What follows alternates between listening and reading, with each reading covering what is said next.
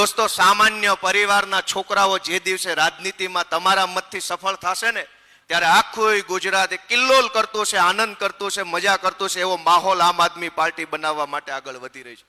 મિત્રો, છેલ્લી વાત કે આજે આપણે બધા અહીંયા ભેગા થયા છીએ એક સંકલ્પ લેવા માટે કે આવનારી જે આ ચૂંટણીઓ છે એ ચૂંટણીઓની અંદર આપણે તન મન અને ધનથી આ સભાની બહાર નીકળીને તરત લાગી જવાનું છે.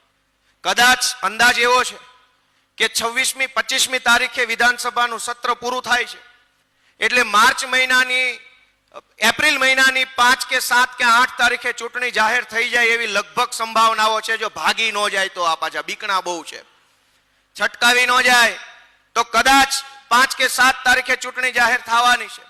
સમય બહુ ઓછો મળશે આપણને ચૂંટણીની તૈયારી કરવાનો, એટલે ચૂંટણી જાહેર થાય પછી હું કામ કરું એમ નહીં.